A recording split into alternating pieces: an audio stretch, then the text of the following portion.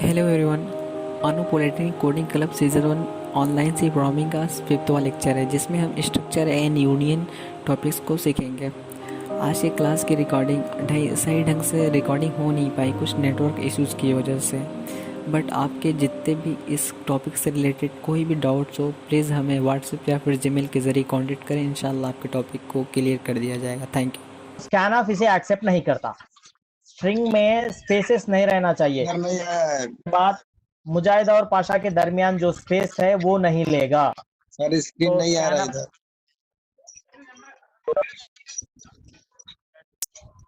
फिर से नहीं आ रहा। अब आ रहा है। सर आ रहा है सर। तो यहाँ पे जो मुजाहिद पाशा सैयद जो है, मुजाहिद और पाशा के बीच में स्पेस है ना, तो ये स्पेस स्कैनफ नहीं लेता। जो स्पेस स्कैनफ नहीं लेता उसकी वजह से मेरा आउटपुट देखिए कैसा आ रहा है। नेम ऑफ द स्टूडेंट सही आ रहा है मुजाहिद, उसके बाद मैंने रोल नंबर दिया था 101, तो यहाँ पे मेरे लिए आ गया 22044। ये गलत आया आउटपुट। तो ये गलत किसकी वजह से आ रहा है? इसीलिए आ रहा है क्योंकि स्कैनफ में उसको बोलते हैं गेटस फंक्शन है, और ये गेटस फंक्शन के जरिए आप अगर नाम एक्सेप्ट करते हैं तो क्या होगा आपके लिए, ये पर स्पेसेस रहेंगे, मतलब नाम के दरमियान में कहीं पर भी स्पेसेस रहेंगे, तब भी ये क्या करेगा, आपको एक्सेप्ट करेगा, वो स्पेसेस को भी एक्सेप्ट करेगा। जब तक आप एंटर नहीं मारते तब तक वो एक्सेप्ट करता है। तो ये फायदा है गेटस इस्तेमाल करने का। स्कैनफ अगर हम इस्तेमाल करते हैं तो स्पेसेस को नहीं ले सकते। तो अब देखिए, इसी प्रोग्राम को मैं फिर से एग्जीक्यूट करता हूं।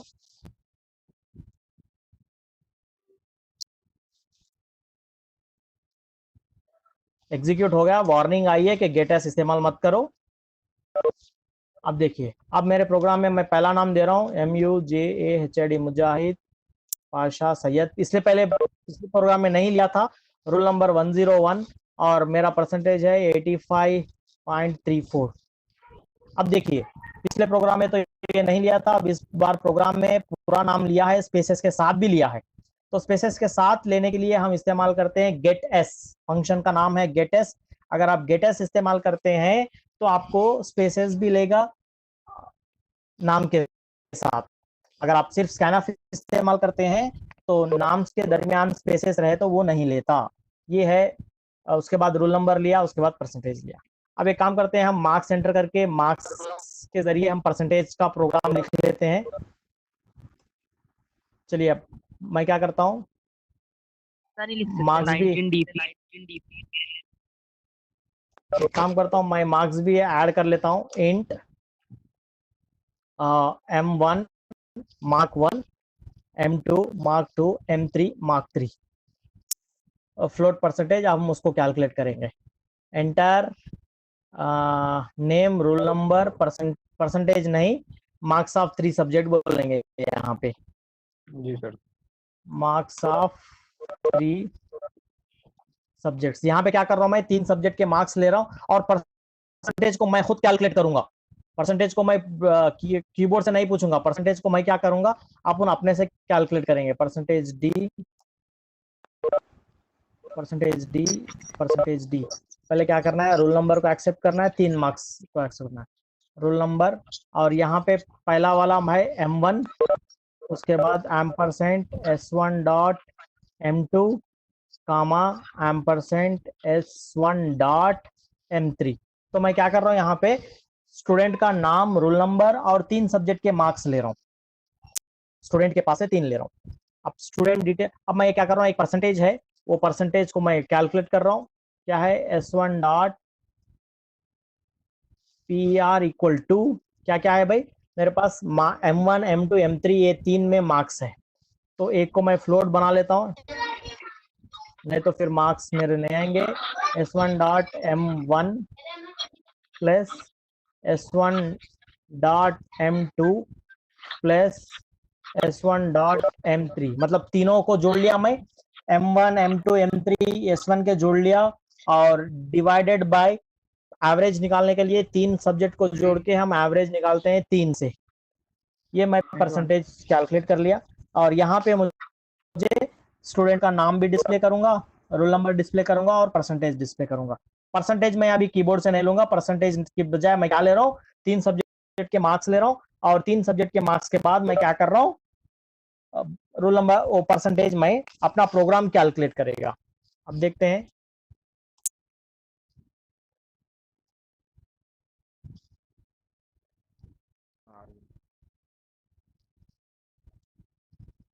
चलिए कंपाइलेशन हो गया।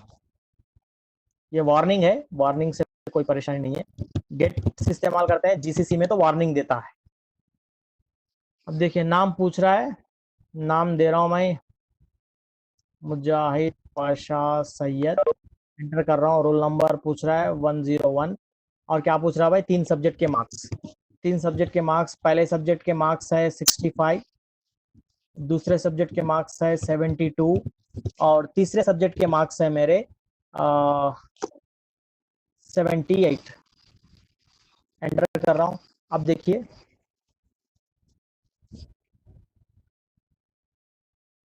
मुजाहिद पाशा सैयद तो सही आया, 101 भी सही आया, 163 आया। 163 नहीं आना चाहिए, परसेंटेज 163 into 100 छूट नहीं गया आना था सर। चाहिए। देख यहाँ पे बेटा into 100 छूट गया था सर, वो कोड जो लिखे थे परसेंटेज के लिए। अच्छा यस सर। नहीं,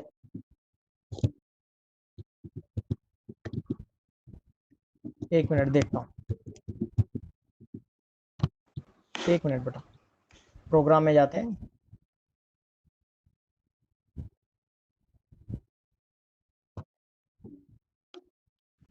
नहीं नहीं वो जरूरत नहीं है, इंटू 100 की जरूरत नहीं है, ये ब्रैकेट छूट गया था, ब्रैकेट नहीं लगाने की वजह से ये प्रॉब्लम आया अपने को। अब हम देखते हैं।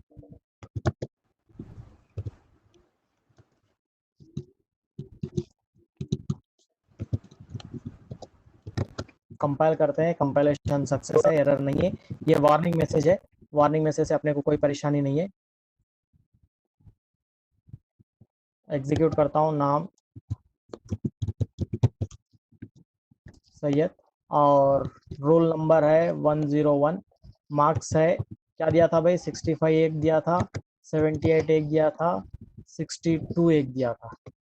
चलिए अब देखिए, name of the student Mujahid Pasha Syed, roll number 101, और परसेंटेज 68.33336, इस तरह का अपना परसेंटेज हम ऐसा भी कैलकुलेट कर सकते हैं। ये अपना आउटपुट है, यहाँ तक, यहीं तक का आउटपुट है, यहाँ से शुरू है हमारा, ये इनपुट ले रहा हूँ मैं, और ये हमारा प्रोग्राम का आउटपुट है। तो आज के सेशन में हमने पढ़ा कि स्ट्रक्चर में हम क्या कर सकते हैं, अलग अलग वैल्यूज को, मतलब क्या बोलते हैं, हेट्रोजीनियस एलिमेंट्स, मतलब अलग अलग डाटा टाइप के वैल्यूज को एक जगह मिला सकते हैं। देखिए यहाँ पे अलग अलग डाटा टाइप्स है, देखिए आप गौर करिए, एक कैरेक्टर है, एक इंटीजर है, दूसरा इंटीजर है, फ्लोट है, ये अलग अलग टाइप्स के है ना। इन 4 चीजों को मैं एक जगह मिलाकर रखा, इसी को कहते हैं स्ट्रक्चर, और ये था स्ट्रक्चर। अब हम चलते हैं यूनियन की तरफ। यूनियन भी स्ट्रक्चर के जैसा ही है, वो भी एक यूजर डिफाइंड डाटा टाइप है, लेकिन यूनियन में क्या होता है, मेमोरी कम लेता है। अब कैसे मेमोरी कम लेता, देखिए हम चलते हैं। स्क्रीन दिखाई दे रही मेरी आपको, नहीं दिखाई दे रही सर? पीपीटी दिख रहा है मेरा? पीपीटी दिख रही है आपको? नहीं, पीपीटी नहीं दिख रही सर। हाँ मैं फिर से शेयर करता हूँ। Okay sir. मैं फिर से शेयर करता हूँ बेटा, एक मिनट। एप्लीकेशन से यूनियन में आने के लिए मैं निकाल दिया बेटा। चलिए अब ये यूनियन है। अब एक यहाँ पे स्ट्रक्चर में और यूनियन में एक फर्क है, बस एक ही एक फर्क है, उसको ध्यान से सुनो। यूनियन का कुछ ज्यादा हाई नहीं पढ़ने के लिए। यूनियन में क्या होता है, जैसे मिसाल के तौर पे एक छोटा सा एग्जांपल ले लेंगे हम। आपके घर में 4 लोग रहते हैं, मिसाल के तौर पे समझो, आपके घर में 4 लोग रहते हैं, और आपके पास एक फोन है। 4 लोगों के पास एक फोन है, तो 4 लोग एक ही फोन को इस्तेमाल करते हैं ना। 4 लोग मिलकर एक फोन को इस्तेमाल करते हैं, लेकिन कैसे इस्तेमाल करते हैं? जब वालिद साहब इस्तेमाल करते हैं तो बच्चे इस्तेमाल नहीं करते फोन को, बच्चे खामोश बैठ जाते हैं। जब बच्चा इस्तेमाल कर रहा तो वालिद साहब खामोश बैठ जाते हैं। जब दूसरा भाई इस्तेमाल कर रहा तो बाकी के घर के लोग खामोश रहते हैं, उस फोन को नहीं लेते। सही है? तो इसी तरह यूनियन में भी हम क्या करते हैं, एक मर्तबा एक वैल्यू को रख सकते हैं, पूरे वैल्यूज को एक साथ नहीं रख सकते। जैसे स्ट्रक्चर में मैं पूरे वैल्यूज को, नाम को भी रखा एक साथ, रोल नंबर को भी रखा, और क्या रखा मैं, परसेंटेज को भी रखा ना। यहाँ हम क्या करते हैं, यूनियन में एक एक वैल्यू को रखते हैं और उसको हटा देते हैं, एक साथ पूरे वैल्यूज को नहीं रख सकते। बाकी सब सेम है, खाली मेमोरी कम लेता है ये यूनियन। देखिए यहाँ पे हम लिखते हैं, स्ट्रक्चर की जगह पे हम लिखते हैं यूनियन, और स्ट्रक्चर के नाम की जगह हम लिखते हैं यूनियन का नाम, यहाँ पे नाम लिखते हैं, यहाँ पे भी उसके मेंबर लिखते हैं, ये सब सेम होता है। अब देखिए यहाँ पे मेमोरी देखिए, इससे पहले ये एक एग्जांपल देखो बेटा, स्ट्रक्चर का एग्जांपल देखो। स्ट्रक्चर के एग्जांपल में क्या है, 2 बाइट्स रोल नंबर के लिए हुआ, 20 बाइट्स नेम के लिए हुआ, 4 बाइट्स परसेंटेज के लिए हुआ। तो पूरे मिला के कितने हो गए, देखो इसको जोड़ लो, 2 प्लस 20 प्लस 4, पूरे मिला के कितने हो गए, 26 हो गए। लेकिन स्ट्रक्चर में वही चीज अगर जब हम रखेंगे तो 26 नहीं होंगे, वो क्या होंगे, जिसको ज्यादा जरूरत है उतनी बाइट की मेमोरी अलाट होगी। मतलब 20 बाइट्स मुझे अलाट होंगे, अब एक ही मेमोरी अलाट होगी 20 के लिए। अब उसी को हम एक बार रोल नंबर इस्तेमाल करते हैं, एक बार नाम के लिए इस्तेमाल करते हैं, और एक बार परसेंटेज के लिए इस्तेमाल करते हैं। ये तीनों को ना हम एक साथ उसमें रख सकते हैं, ना उसको एक साथ डिस्प्ले कर सकते हैं। इन तीनों को हमें अलग अलग रखना होता है, अलग अलग लेना होता है, अलग अलग डिस्प्ले करना होता है। बस यही फर्क है स्ट्रक्चर और यूनियन में। स्ट्रक्चर में क्या होता है, पूरे एलिमेंट्स की वैल्यू एक साथ असाइन कर सकते हैं, पूरे एलिमेंट्स को एक साथ एक्सेस कर सकते हैं, ताकि पूरे एलिमेंट्स की कंप्लीट मेमोरी अलाट होती है। 2 bytes plus 20 bytes plus 4 bytes, पूरे 26 बाइट्स मुझे स्ट्रक्चर के लिए अलाट होते हैं। उतने चाहिए, जितने चाहिए उतने अलाट होते हैं। लेकिन यहाँ पे क्या होता है, यूनियन में उतने बाइट्स नहीं मिलती मेरे को, उतनी जगह नहीं मिलती मेमोरी में जगह बहुत कम मिलती है। कितनी जगह मिलती है, जिस एलिमेंट को सबसे ज्यादा चाहिए उतनी ही मिलती है। अब यहाँ पे मेरे पास 3 एलिमेंट्स है, एक रोल नंबर है, दूसरा नाम है, तीसरा परसेंटेज है। रोल नंबर के लिए मुझे 2 बाइट्स चाहिए, नाम के लिए 20 बाइट्स चाहिए, परसेंटेज के लिए 4 बाइट्स चाहिए सकते यूनियन में। ये था आज का क्लास, स्ट्रक्चर और यूनियन इन सी। कोई डाउट्स है तो आप अपने डाउट्स पूछ सकते हैं।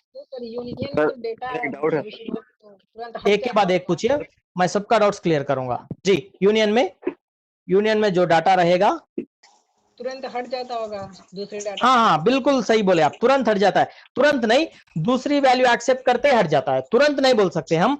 दूसरी वैल्यू जैसे ही हम एक्सेप्ट करें, पहली वैल्यू हट जाती है। ये एटीएम मशीन में जो सॉफ्टवेयर यूज होता है उसमें यूनियन का इस्तेमाल होता है क्या? नहीं, अगर आपके एप्लीकेशन पे डिपेंड है। अगर आपके यूनियन में या स्ट्रक्चर में सारे चीजें आप एक साथ इस्तेमाल नहीं कर रहे हैं, कभी ऐसा होता कि हम सब चीज एक साथ इस्तेमाल नहीं करते। जब सब चीज इस्तेमाल नहीं करेंगे, एक ही चीज को इस्तेमाल करेंगे तो यूनियन ले लो। अगर आपको सारे चीजों को एक साथ इस्तेमाल करना है आपके प्रोग्राम में तो स्ट्रक्चर ले लो।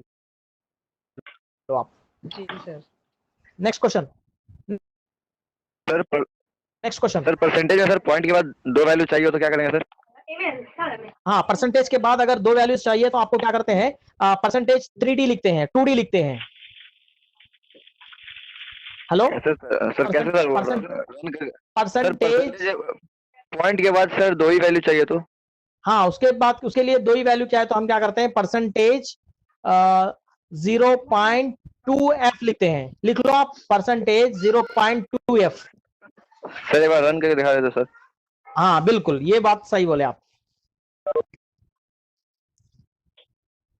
यहाँ पे मुझे परसेंटेज में प्रॉब्लम आ रहा है, परसेंटेज 0.2f।